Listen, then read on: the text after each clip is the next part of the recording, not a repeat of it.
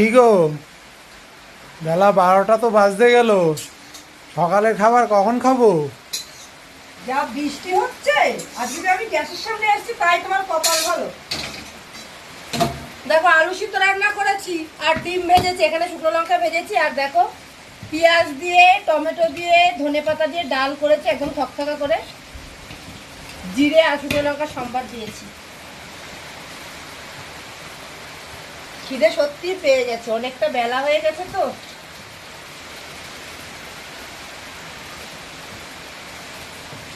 আমি কিন্তু লাল লঙ্কা দুটো নেব, ঠিক আছে?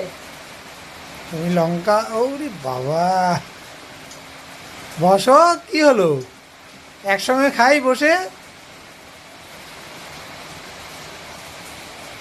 একসাথে খেলে কি বেশি পেট ভরবে আর আলাদা আলাদা খেলে কি কম পেট ভরবে? এই তুমি বড় ডিম